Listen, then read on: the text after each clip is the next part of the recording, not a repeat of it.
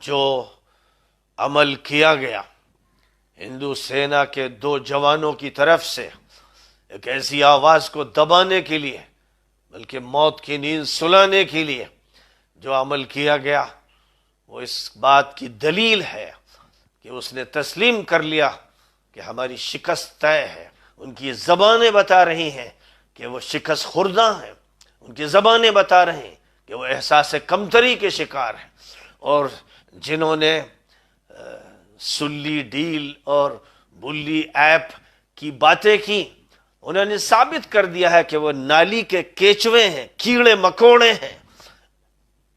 گندے اور ناپاک وجود ہیں۔ اور صرف یہ بات ان سے متعلق نہیں ہے، وہ جس کی نمائندگی کر رہے ہیں، ان کے پیچھے جو اکثریت ہے، وہ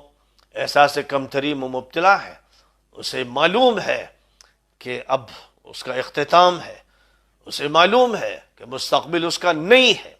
اور مسئلہ الیکشن کا نہیں ہے۔ میں پھر بتانا چاہتا ہوں اپنے تمام نوجوانوں کو، یوں مت سوچنا اور یوں مت ناپنا کہ کتنی سیٹیں ملی، یہ مت دیکھنا، یہ دیکھنا کہ جو پیغام لے کر تم چل رہے ہو، جو بات پیش نظر ہے، جس قیادت کے لیے اٹھے ہو، وہ اصل مقصود ہے، وہ ایک مشن ہے۔ اس میں وقتی کامیابی ملے یا نہ ملے، ایک سیٹ بھی تمہیں نہ ملے، تب بھی تم کامیاب ہو، تب بھی تم فاتح ہو۔ تمہیں فکری طور پر فتح حاصل ہو گئی، تمہیں سیاسی طور پر فتح حاصل ہو گئی، تمہیں اخلاقی فتح حاصل ہو گئی، تمہیں معاشرتی فتح حاصل ہو گئی، تمہیں نظریاتی فتح حاصل ہو گئی۔ تم اس فتح پر فخر کرو، خوش ہو،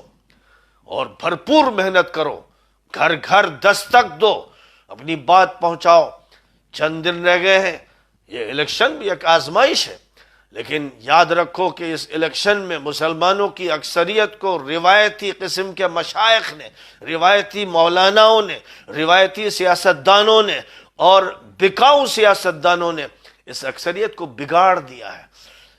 اس اکثریت کو غلام بنا دیا ہے، اس اکثریت کے اندر سے اپنی قیادت کا شعور ختم کر دیا ہے، اس کو ذلیل کر دیا ہے۔ جیسے مصر میں بنی اسرائیل کے لوگ تھے، ویسے ہی اس دور میں امت مسلمہ کے افراد ہندوستان کی سرزمین پر ہیں۔ باقی ظاہر ہے کہ حضرت موسیٰ علیہ السلام اور جو ان کے ساتھ افراد تھے، وہ اہل ایمان کی نمائندگی کر رہے تھے، اور آج بھی جو ایسے لوگ ہیں جو وقت کے فرعون سے ٹکر لینے کے لیے تیار ہیں، یہ چاہتے ہیں کہ اس نظام کو تبدیل کر دیا جائے جو فرعونی نظام ہے، وہ ہیں جن کے ہاتھ میں عصا ہے اور جو وہ اس وقت کے کلیم ہیں۔ اس لیے میں خاص طور پر اپنے ان نوجوانوں سے کہتا ہوں جنہوں نے بڑے جوش و خروش کے ساتھ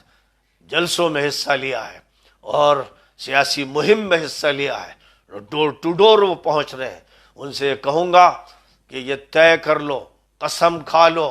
کہ جو جد و جہد تم کر سکتے ہو، اپنے گھر کے بزرگوں کو، بڑوں کو، ماں باپ کو، اپنی بہنوں کو، اپنے بھائیوں کو، رشتہ داروں کو لے کر پہنچنا اس دن جب ووٹنگ ہوگی، اور یہ ان سے کہنا کہ اگر تمہارے اندر کچھ رمق ہے، اگر غیرت ہے اور حمیت ہے، تو تمہاری ذمہ داری ہے کہ تم اس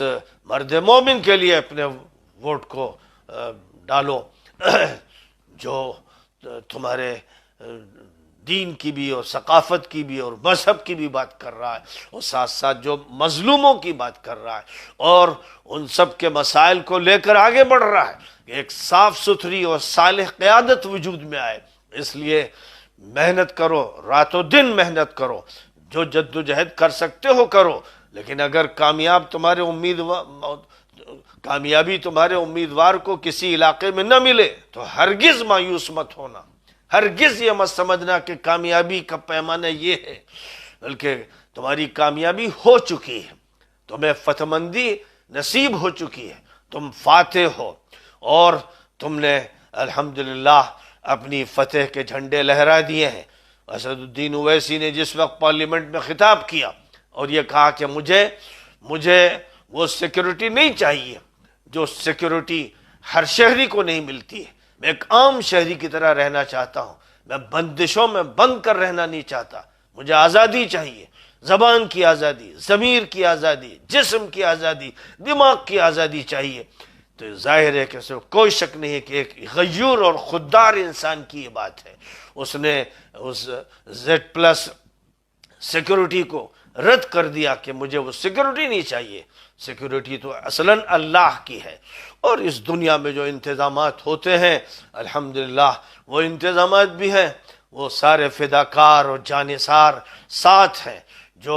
اپنے کو قربان کرنے کے لیے تیار ہیں، کیونکہ وہ چاہتے ہیں کہ صحیح اور صالح مسلم قیادت وجود میں آئے، جو انسانیت کے مسئلے کو لے کر چلے، جو قانون کا تحفظ کرے، جو ملک کے امن کا تحفظ کرے اور اس ملک کی اصل تہذیب کا تحفظ کرے، اس کی ضرورت ہے۔ اس لیے ایک تو یہ طے کر لو کہ سینکڑوں ایسے نوجوان قائد تیار ہو جائیں گے، یو پی کے ایک ایک علاقے میں ایسے نوجوان اٹھ کھڑے ہوں گے جو اب یہ طے کریں گے کہ جتنے بھی مسائل ہوں، تعلیمی مسئلہ ہو، تمدن کا مسئلہ ہو اور شہری ترقی کا مسئلہ ہو، سیاست کا مسئلہ ہو، معاشیات کا مسئلہ ہو، ہر مسئلے میں تمہیں قیادت کرنی ہے۔ اور یہ قیادت صرف اس الیکشن کے لیے نہیں ہے، یہ 2024 کے لیے بھی ہے اور مسلسل ہے، اور صرف مسئلہ سیاسی نہیں ہے، سب سے بڑا جو مسئلہ ہے وہ ایمانی بھی ہے اور اخلاقی بھی ہے اور تہذیبی بھی ہے اور ثقافتی بھی ہے۔ اس کی قیادت نوجوانوں کو کرنا ہے، باشعور نوجوانوں کو کرنا ہے، وہ مدارس کے فارغ ہوں یا یونیورسٹیز کے فارغ ہوں، کالج کے پڑھے ہوئے ہوں، اور یا جنہوں نے نہیں پڑھا لیکن ان کے ہاتھ میں ہنر ہے، ان کے ہاتھ میں زبان ہے، ان کے دماغ میں فہم ہے اور ان کے دل میں شعور ہے، ان سب کو چاہیے کہ اب آگے میدان میں آئیں اور اپنی روایتی قیادت کی عزت کرنا چاہیں تو کر لیں، ورنہ ان سے فاصلے پر رہیں اور ایک نئی قیادت کو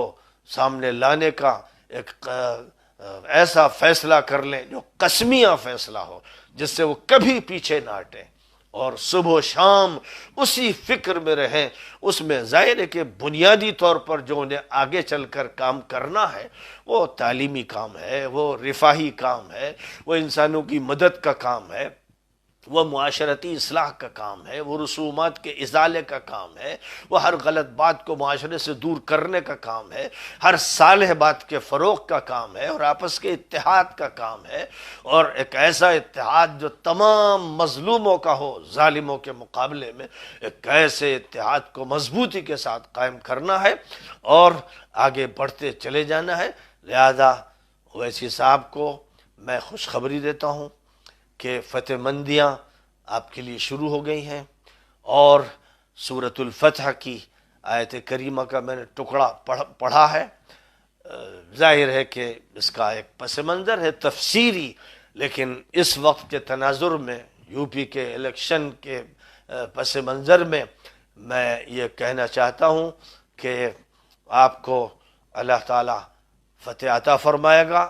بلکہ میرے نزدیک فتح حاصل ہو چکی ہے، کیونکہ اصل فتح فکر کی ہوتی ہے، نظریے کی ہوتی ہے، مشن کی ہوتی ہے اور زبان کے سچے قول کی ہوتی ہے۔